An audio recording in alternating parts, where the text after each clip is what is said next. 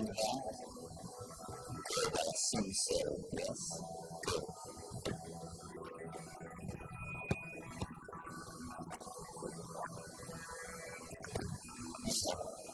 It's a pleasure to be in San Francisco.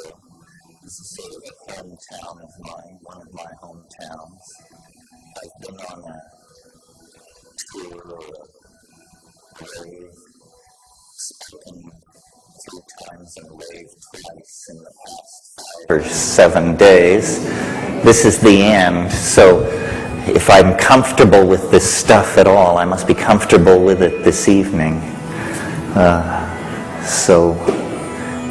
And it's nice to see a small, full house. That's the most exciting kind of audience to talk to, I think. So thank you all for turning out on a rainy night.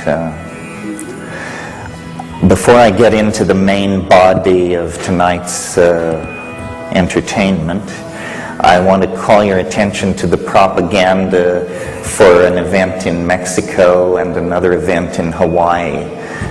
These events, in the case of the Mexico event, you get a major slice of the psychedelic community.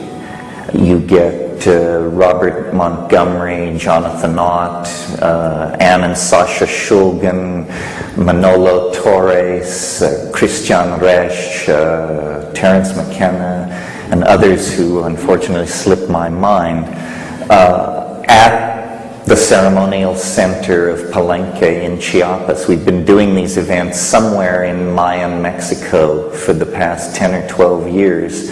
Many of you are graduates, which doesn't mean you can't come again, but I want to invite all of you there. If you're interested in ethnobotany, shamanism, ethnopharmacology, altered states of consciousness, the politics of all of this is as intense and information-packed an exposure as you can have, and it's straight from the mouths of the scholars and scientists and writers who have spent a great deal of time in that area.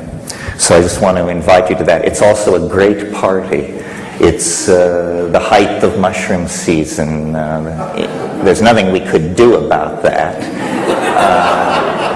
So you just are on your own.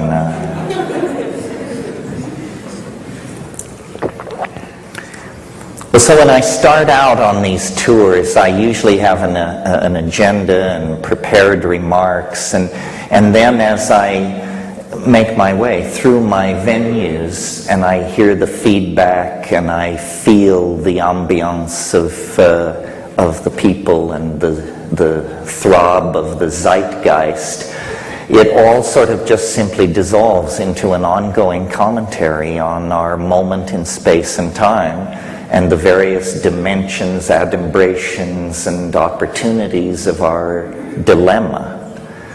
But I want tonight to couch it for you in the context of, I guess, an extended metaphor. We could talk about these things many ways, but I find this particular extended metaphor illuminating. And I start by recalling an observation from someone whose name rarely falls from my lips, and that would be Gurdjieff.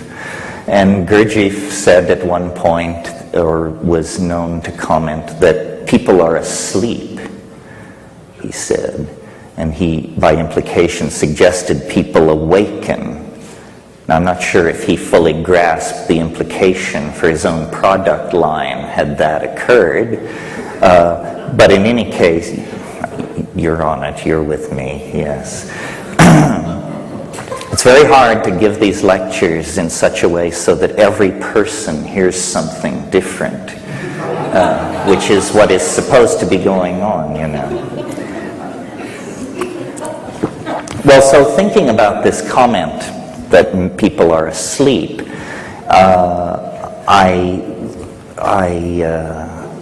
I see several implications. I asked myself, what is awake in my own notion?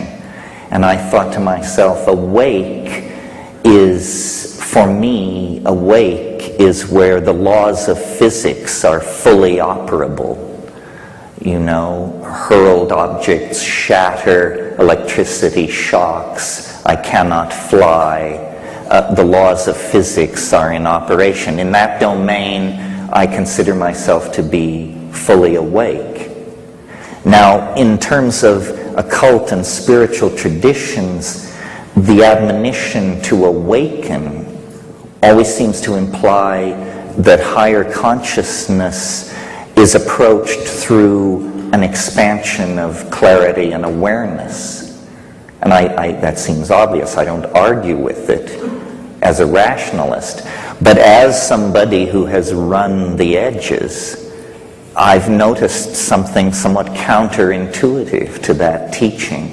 And it's this. It's that to contact the cosmic giggle, to have the flow of casuistry begin to give off synchronistic ripples, white caps in the billows of the coincidental ether, if you will.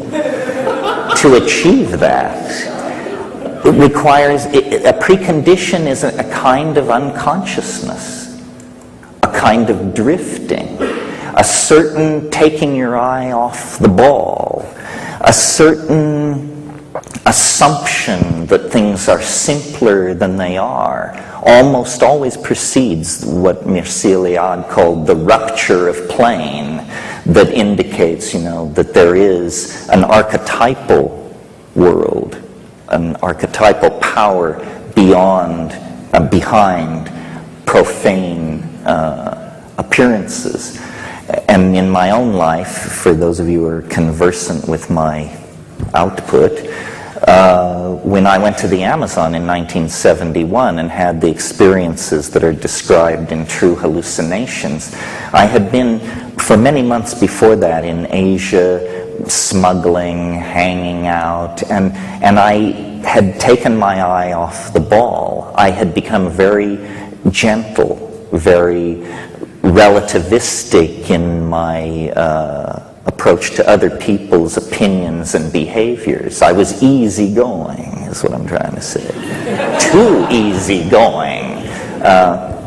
And in that situation of semi-unconsciousness and openness, the cosmic giggle approaches.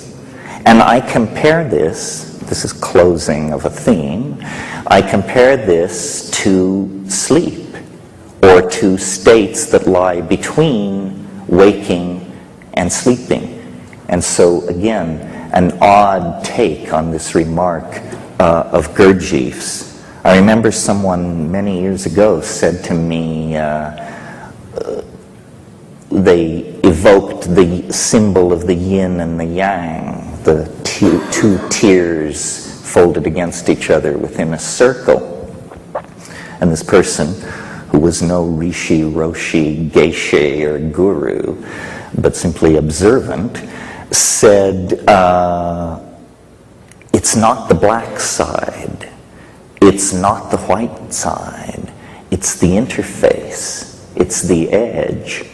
And I've found, by observing sleep, and some of you may recall the motto in Athanasius Kircher's Amphiatrium Sapientium that's chiseled over the alchemist's doorway. I can't do it in Latin, but it says, while sleeping, watch.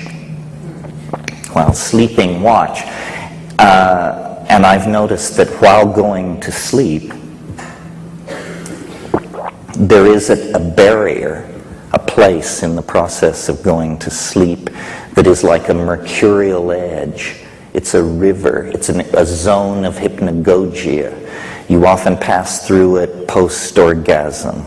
It's a place of drifting amoeboid colored after-image lights, and then true hallucination, images, strange, transcendental or transpersonal images.